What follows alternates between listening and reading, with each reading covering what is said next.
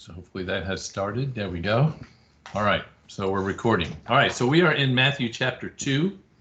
If you remember from last time, we had begun our discussion of the wise men. We had looked at who they were, who the Magi were, what importance they had in this time period as kind of kingmakers and very important advisors to royalty. So when they came into town, it was a big deal. We also spent some time talking about the star and what that might be. Is it a real star? Was it the glory of God, etc.? It was certainly something that God placed there in order to give the Magi direction and insight into what God was about to do. So we're actually at verse number 3 in chapter 2 and looking now at Herod's response. So verse 3, mine says, when Herod the king heard this, he was troubled, and all of Jerusalem with him. As I stated last time, this is a gross understatement about Herod because of the situation that they were in. I mean, again, you've got these Magi who are the kingmakers. They're running all around Jerusalem telling people, hey, where's the king? Where's the king? Where's the king? And, Herod hears about this, goes, wait a minute, I'm the king of the Jews. Why are you looking for the king of the Jews, right?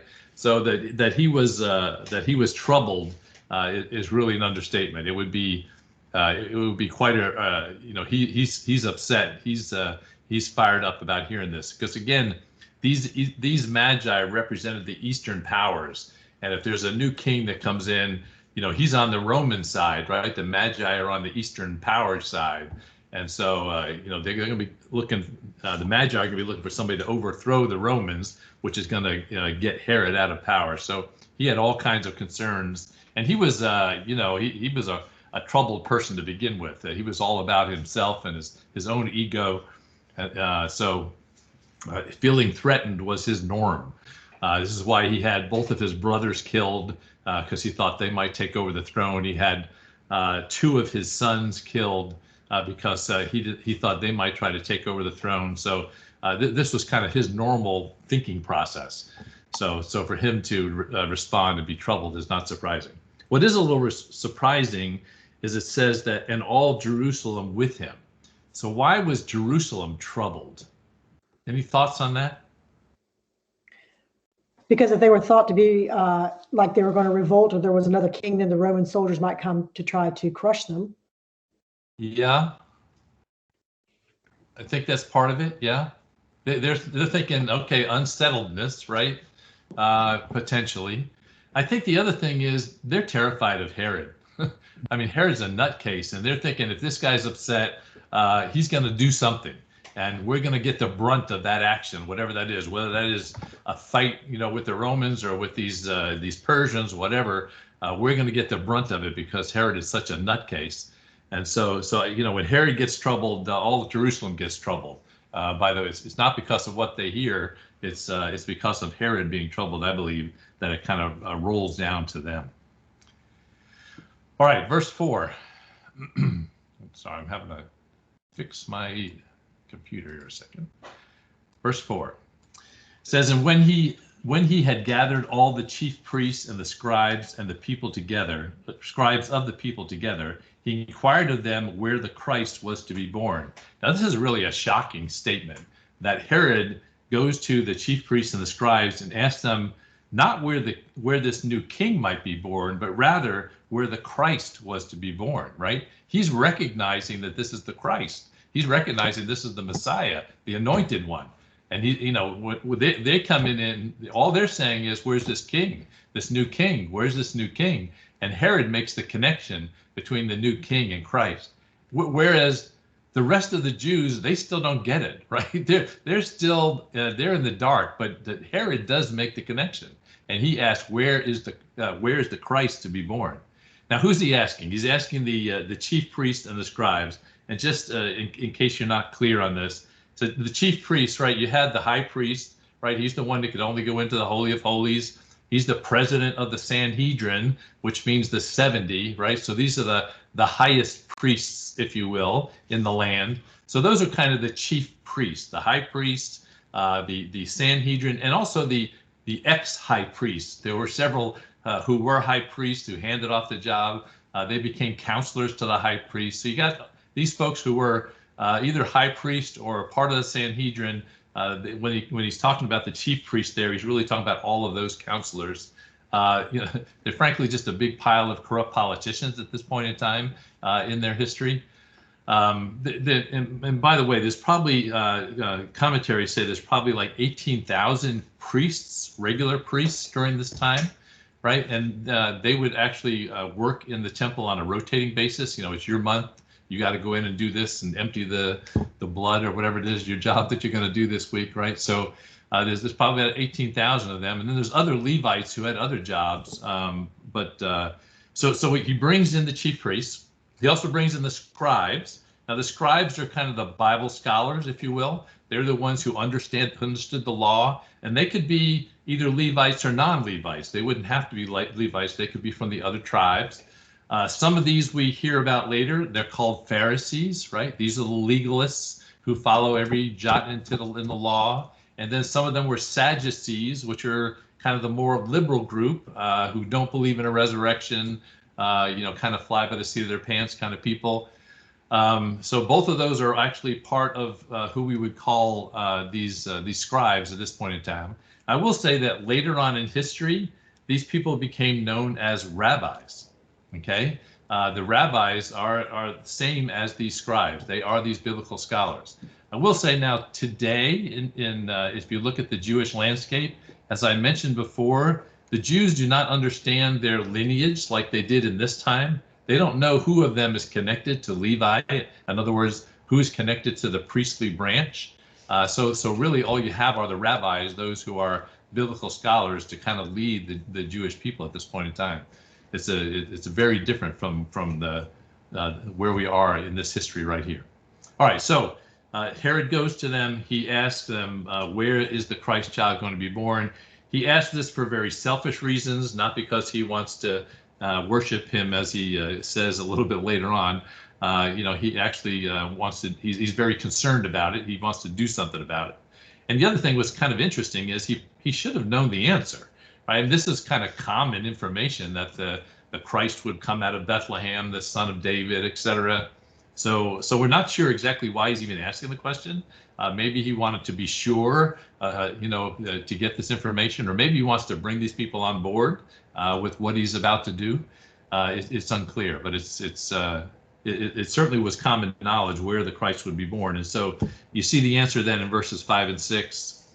So they said to him, in Bethlehem of Judea, for thus it is written by the prophet, but you, Bethlehem, in the land of Judah, are not the least among the rulers of Judah, for out of you shall come a ruler who will shepherd my people Israel.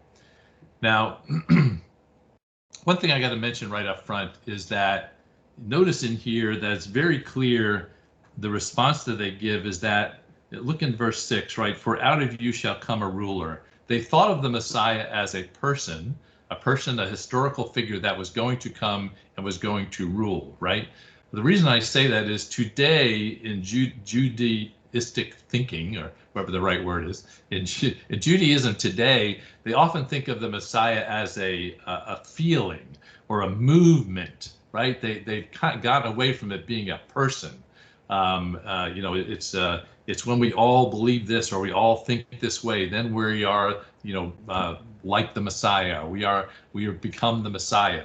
But all through this time period, they were thinking the Messiah as a person, and he's going to come and he's going to rule, right? And obviously we do too. But I just want to let you know that's how they've gotten away with thinking, well, is the Messiah not going to come? Well, maybe he wasn't really going to come to begin with, right? So just put that in your back of your head as a piece of knowledge. Now, Bethlehem. Let's talk about Bethlehem a minute. Bethlehem, 5 to 6 miles south of Jerusalem, kind of across the valley.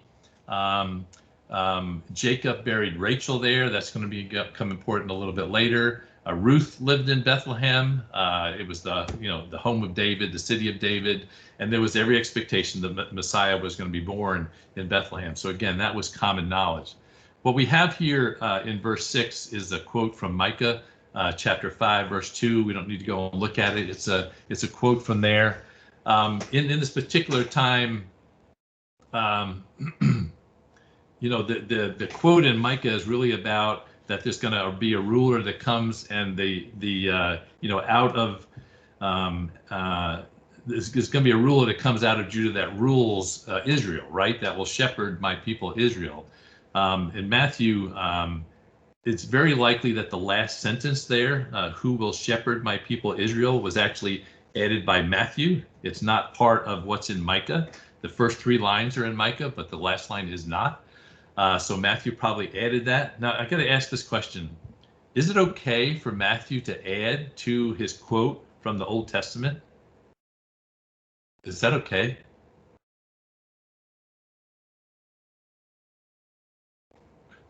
I see some heads going up. Why is it okay? It's his commentary. I mean, it's his viewpoint, right? So he's, I mean, if he's given knowledge from, I guess previous books or previous knowledge, then he certainly can add to what he's thinking that God's teaching him. What right does he have to add to it, Tim?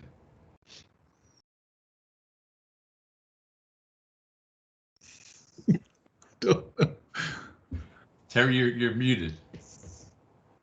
Being inspired by the Holy Spirit to add it? Yeah, this is the fundamental thing, right? If Matthew is inspired by God to write what he writes, then everything he writes is inspired by God, right? Yeah. So if he adds to, I know that's what you meant, Tim. I'm just kind of, beating on you since I came. I thought I said that, but I thought you were looking for something different. Turkey.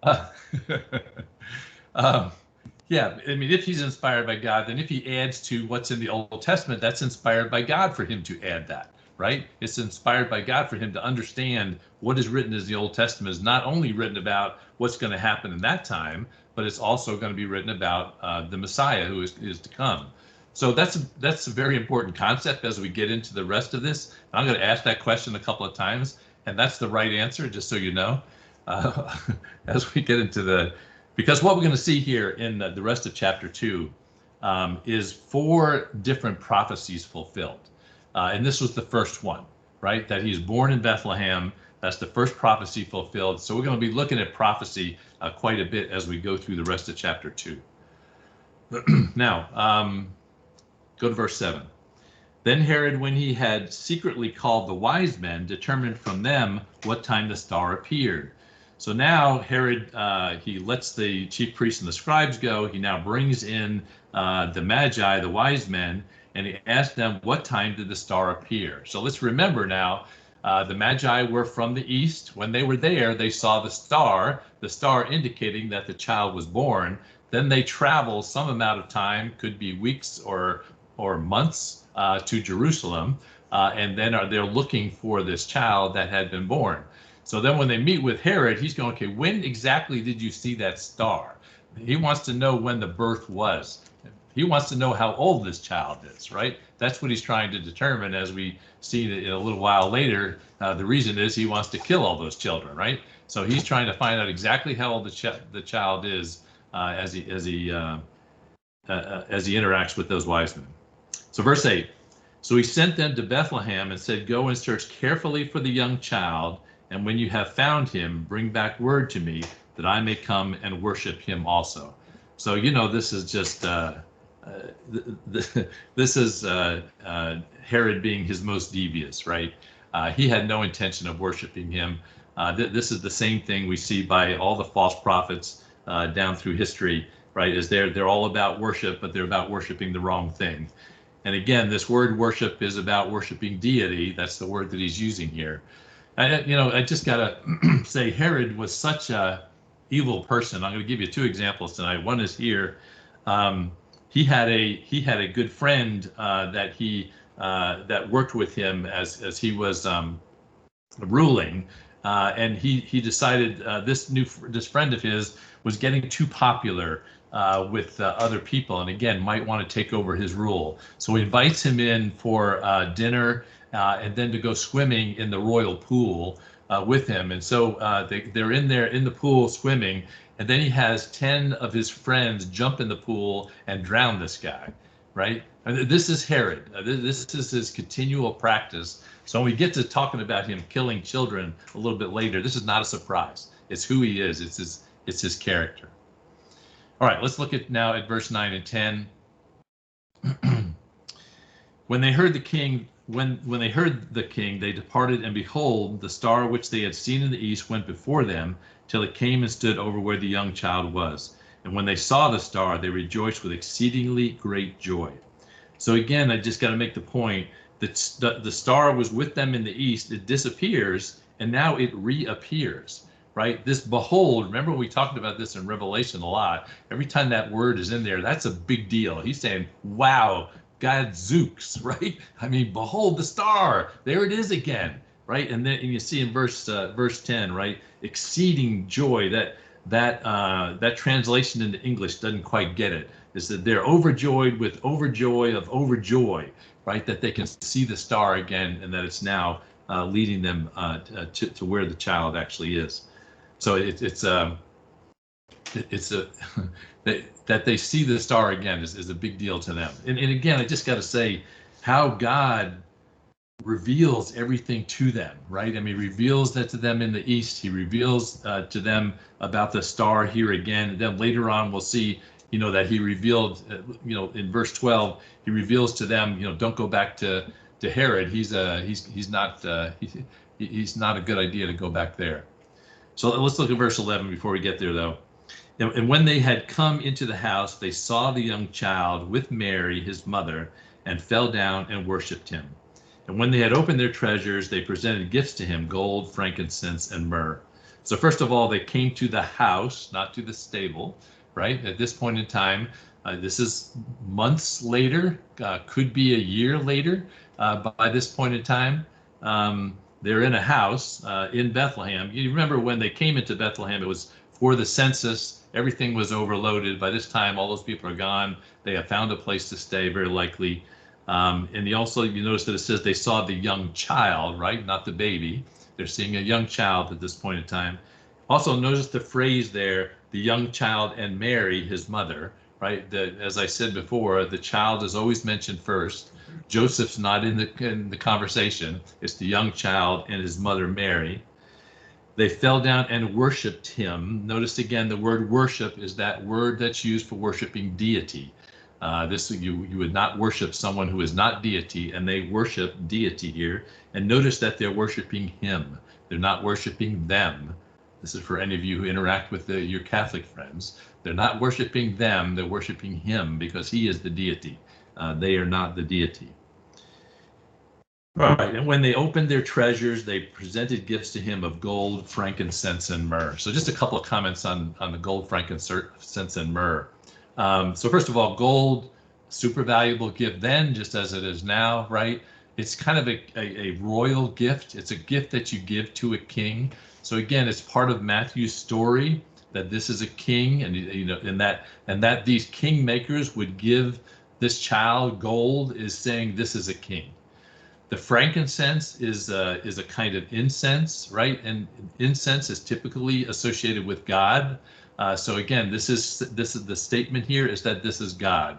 The gold is he's a king. The frankincense is he's God. And then finally, the myrrh is a perfume that's typically used as a burial perfume. So this is all about the mortality, the humanness of this child, right? So he's a king, he's God, and he's human, and there's something very important about his burial, right? That is all said there in those gifts that are given. Now, I will say very practically, very soon they get up and they leave to go to Egypt. These gifts are also their cash, their ability to take this trip and to live in Egypt by themselves. Right, it's given them resources in order to make this trip and to live there. So there's a very practical reason for them needing these gifts that they got from the Magi. Right, verse 12. Then being divinely warned in a dream that they should not venture to Herod, they departed for their own country another way. So they're talking here about the Magi.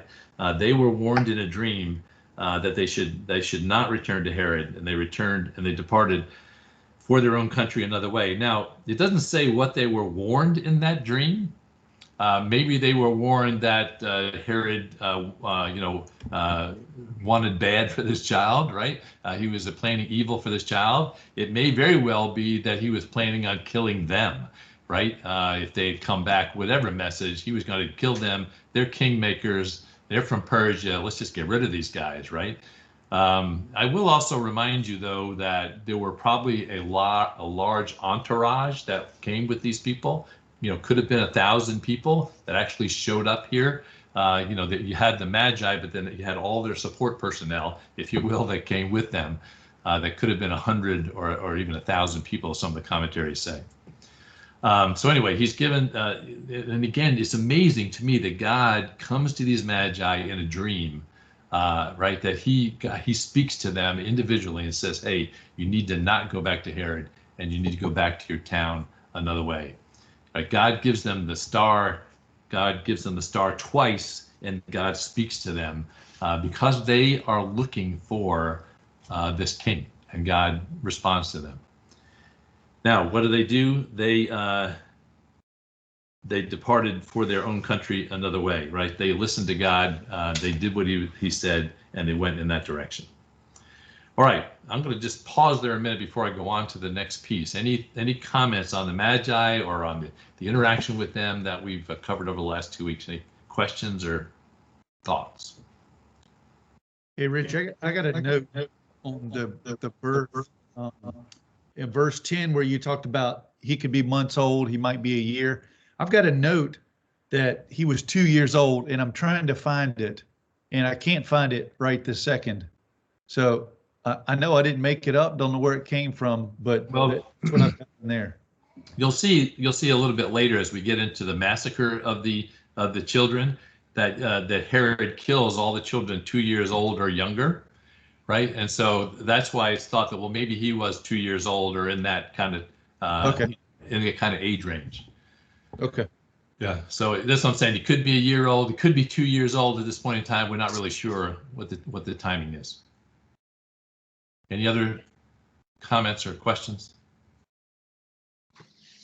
Just kind of like the fact that, his own people weren't recognizing or necessarily waiting for him at that time, but God sent people from another country. It just always brings to mind to me that, if we don't praise him, God could even raise up rocks to praise him. So he uses those people who are available, whether they were Jewish at the time or not. Yeah.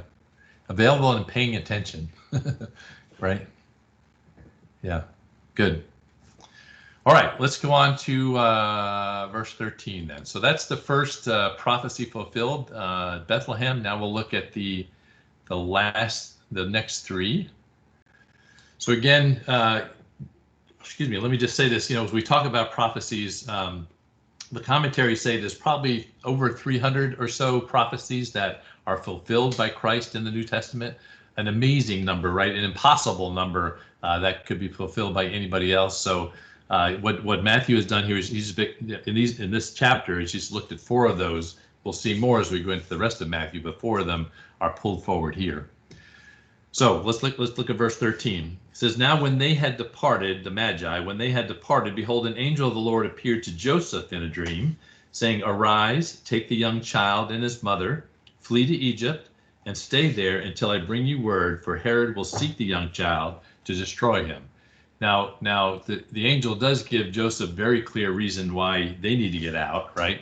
It was because Herod was going to come after and destroy the child. The words he used here are very strong words that, when they departed, when they ran away, that word departed is a very fast word. They ran away. They immediately left, the Magi, right? And then he's telling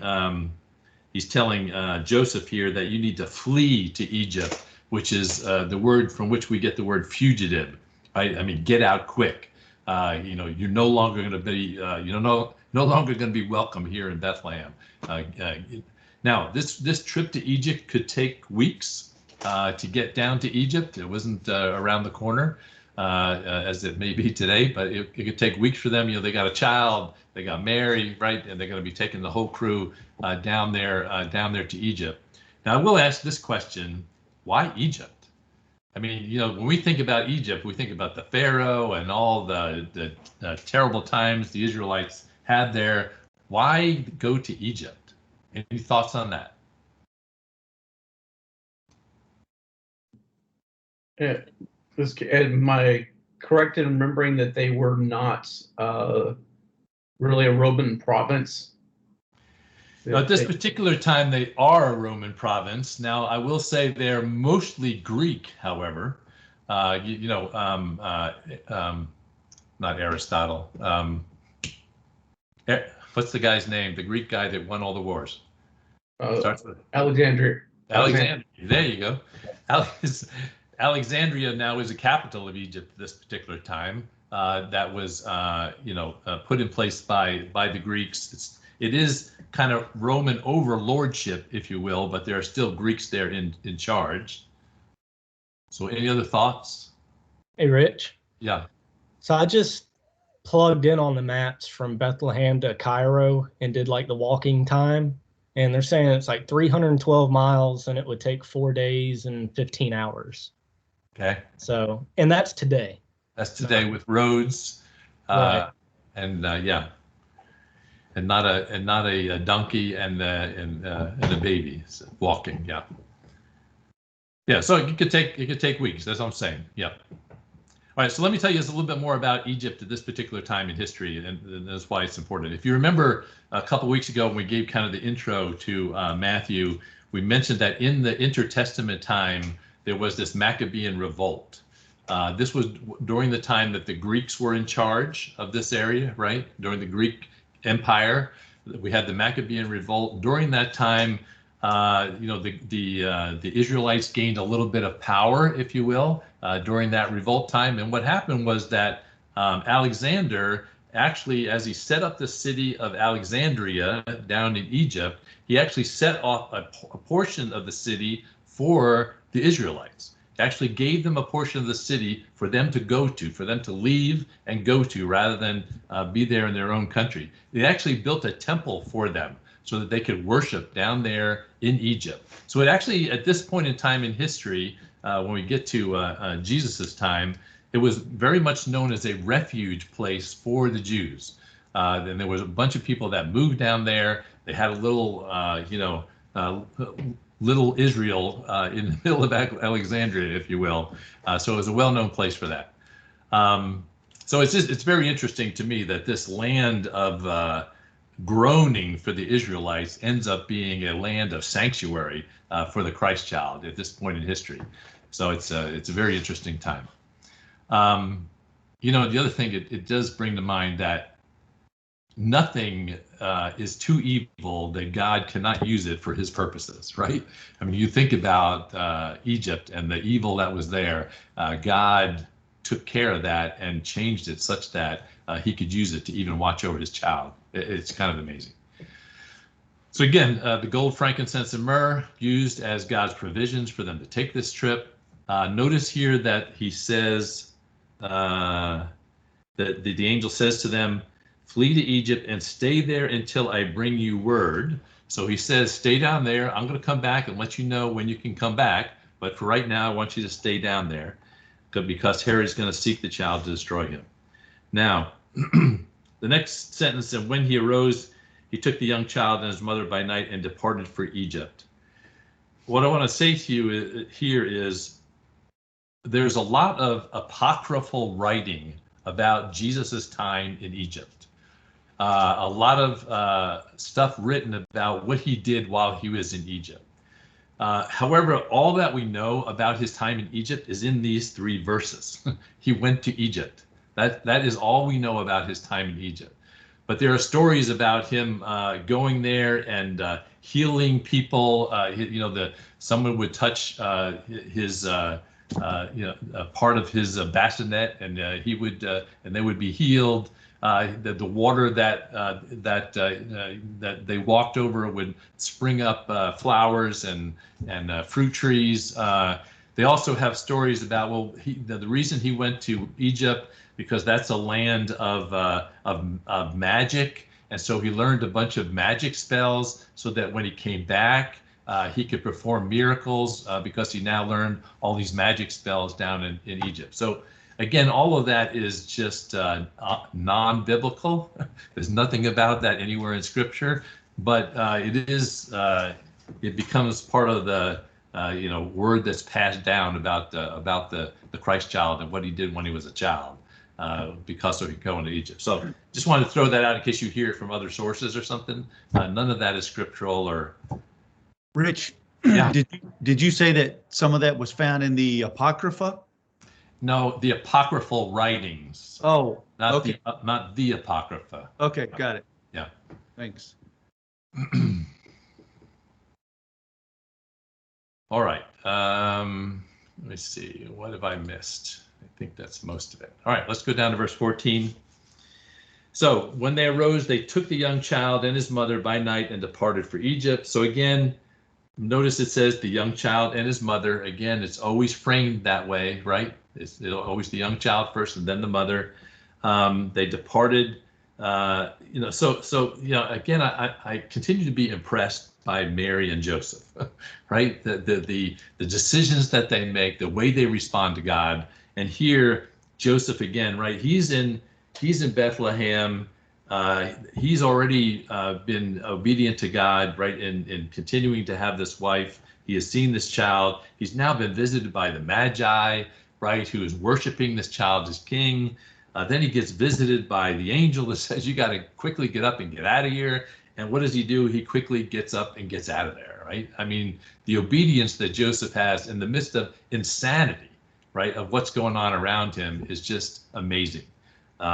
We have no excuse for not being obedient to God because things are just nuts right now, God. Things were nuts for Joseph, and he was absolutely obedient to what God said. All right, verse 15. And he was there until the death of Herod, that it might be fulfilled, which was spoken by the Lord through the prophet, saying, out of Egypt I call my son. All right, so until the death of Herod is probably just a couple of months. Herod died very soon after the birth of Christ. And so it's probably just a couple of months that they were in Egypt. And if you just skip your eyes down to verse 19, it does say that when Herod had died, then then the angel returns and it tells them to go back home. So they actually did wait until Herod was dead. The other thing, a couple other things that we got to talk about this prophecy here. Notice the first thing that it says is that it might be fulfilled, which was spoken by the Lord through the prophet. Don't miss that. It was spoken by the Lord through the prophet. So what he's saying here is that the prophets are getting their messages from the Lord. So he's kind of putting the Matthew seal of approval on the prophets, right? Saying, no, these prophets, when they speak, they're speaking for the Lord, right? The Lord's word is coming through these prophets. It's a little bit of a asterisk he puts on the prophets right there by saying that. Now he's saying, and then this prophecy is back in Hosea chapter 11, verse 1. And is, out of Egypt I called my son. Let me just give you the context for that. We don't have to go back and look at it. But if you remember anything of the story of Hosea, he had his wife Gomer, which he should have thought about that before he married anybody named Gomer. But anyway, he had this wife named Gomer, and this statement here, out of Egypt I called my son, is really part of a larger statement that he's saying when Israel was a child, when Israel was young, I called them out of Egypt. I brought them out of Egypt. I saved Israel out of Egypt, right? So that's who he's talking about here in a Hosea. But here, Matthew uses that to talk about the son being the Christ child, that the Christ child is coming out of Egypt. Now, what right does Matthew have to kind of change the context of what is in the prophecy of Hosea?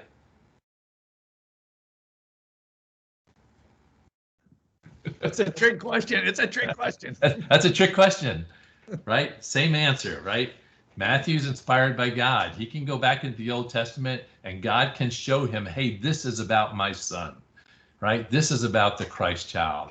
And either you believe that Matthew is inspired or you don't, right? And that's what it comes down to. If you believe that Matthew's inspired, then he can do that. He can go into this thing that in the Old Testament was not specifically about the Messiah or not specifically about the Christ child, and he can say, no, that is exactly about the Christ child. That's exactly about the Messiah, and so, period. So this is what's called in the prophetic language a type of Christ, right? Israel here is a type of Christ, and they're representing Christ as a type. Now, let me ask this question. This is not a trick question, Tim.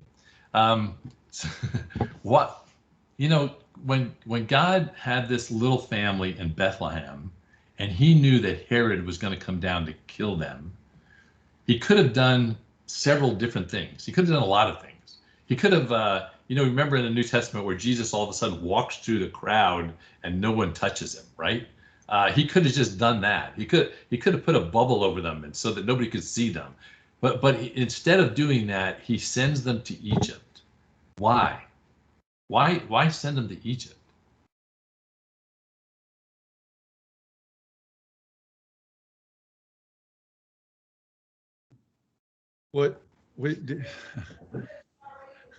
I guess my first response is them wanting them to trust in him along the way.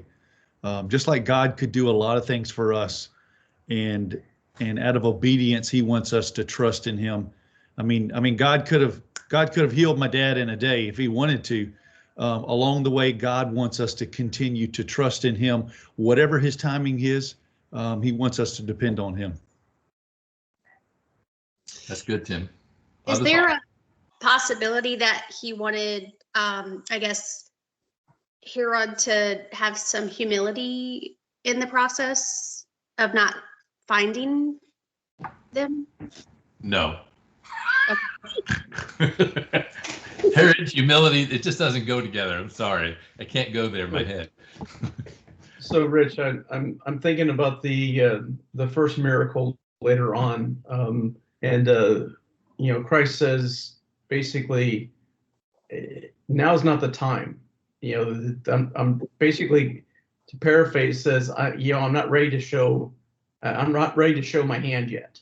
And so, a miracle to protect the child, in Bethlehem would put, just glowing stars around. Here's the child that defeated Herod's army. That did, and if he's not ready for Israel to see that, then move the child. Don't show all your cards at the moment. It's just my thought. I like both of these thoughts. Any other thoughts? These are good thoughts. By the way, I do not have the correct thought. I just have another thought because I like both of your thoughts.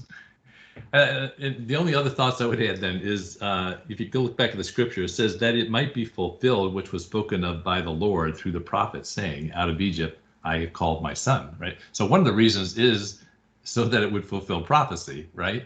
And so, I think about it, God had a really long-term plan, right? You think about he had to get Alexander in place to get this place in Egypt so that he could have this little refuge place, such that he could have a place to send his son, when this trouble came, right?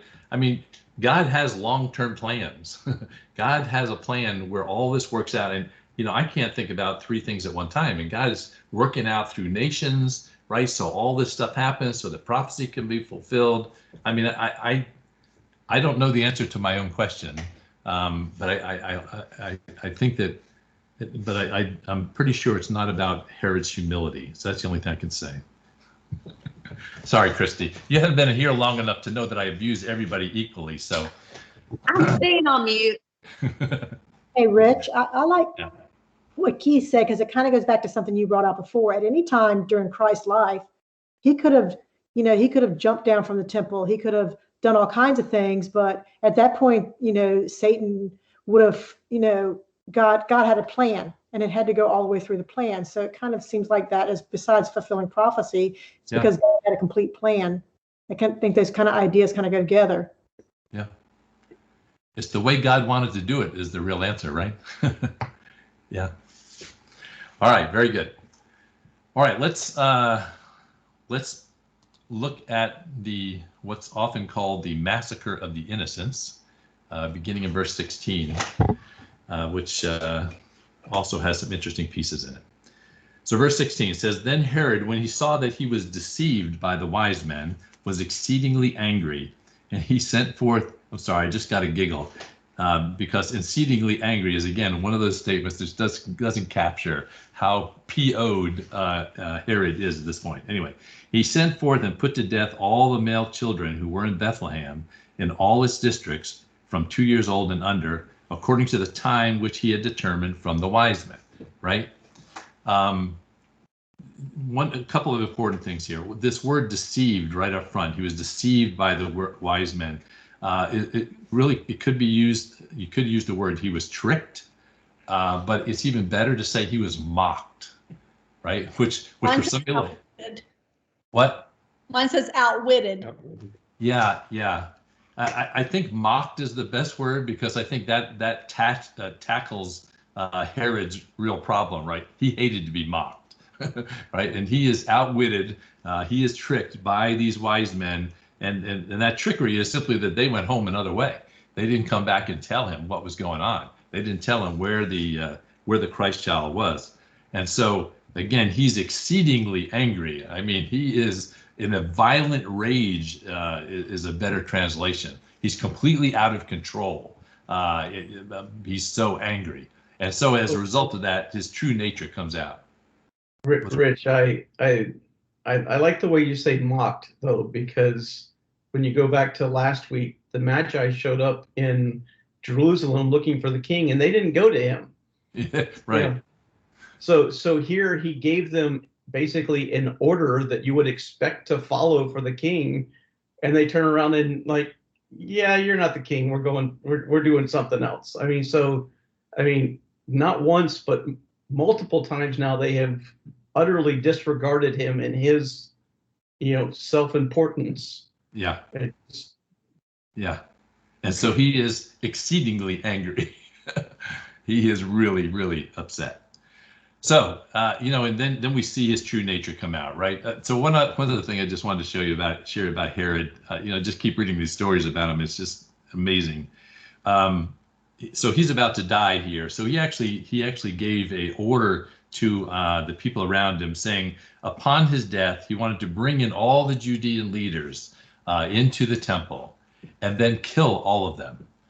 The reason is he wanted to make sure there was mourning going on at his death, because he was afraid nobody would mourn his death. So he wanted to kill all the Judean leaders such that there would be mourning going on in the land, right? This is Herod. This is his mindset. And he did that. I mean, that historically happened. So he puts to death all the male children who were in Bethlehem in all its districts. So Bethlehem is just a little town, and the districts are really just all the little bitty towns that are around Bethlehem, right? So this is not a big area, and frankly, you're probably talking about 1,000 people. So the children that were 2 years and younger, you're probably only talking about 20 or 30 children. So I think we have in our heads this massacre of the children being thousands of children. You're probably only talking about 20 or 30 children. Now, for Bethlehem, it's all of them, right? I mean, it's a massacre, but just to balance out the thinking sometimes we have in our heads. And then the 2 years and under, Tim, just to kind of get back to that, the commentaries have different views on that. Some of them think it's those who are 2 years old and younger, and some of them are up to 2 years. So it would be 1-year-olds and younger, right? So again, there's some indeterminate to how old the Christ child would be at this time.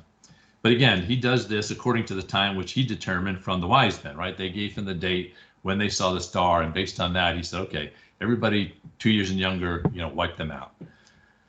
And all the people on his borders. Now, one thing to think about here is these are the first humans that are killed for Christ are these babies, right? These are the first ones that are killed for. These are the first martyrs for Christ, if you will, are these children. We're going to see a lot more through history, but these are the first ones of these children. All right, verse 17, 18.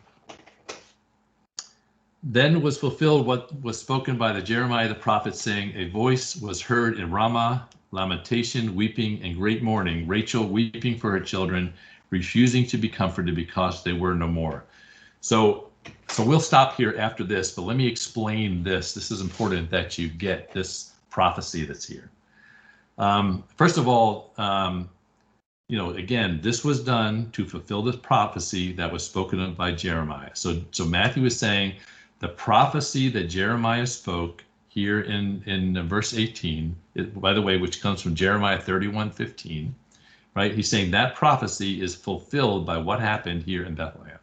So what is this prophecy? Ramah is a town which is about 5 miles north of Jerusalem. It is right on the border of what was the northern and southern kingdoms. You remember at one point in time, the two kingdoms were split. It was Israel to the north, Judah to the south. Ramah was a town right on the border between those two kingdoms, again, north of Jerusalem. It was also the town where when the Assyrians came and they took people away to Assyria, when the Babylonians came and they took people away to Babylon, they all went through Ramah. It was the deportation town, if you will. It was kind of a funnel through which all the people went in order to be deported out of the country. So that's first piece of information. Second piece of information is, who is Rachel? Who is Rachel? Joseph's mother. I'm sorry? Joseph's mother. Joseph's mother, Jacob's wife, right? Mm-hmm. Second wife, right? Leah and Rachel. Rachel, if you want to reference Genesis 31, she makes this statement, give me children or I will die. Remember, she really wanted to have children, and eventually she gets children. So she is known historically in Israel as kind of the mother of Israel, the mother, where Jacob is the father of Israel, she's known as the mother of Israel.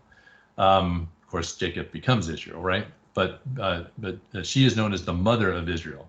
So here what you have then in this quote from Jeremiah is a voice that was heard in Ramah, lamentation, weeping, great mourning, Rachel weeping for her children. So what you have there is Rachel, as the mother of Israel, is weeping for the children who are being deported out to Assyria and Babylon.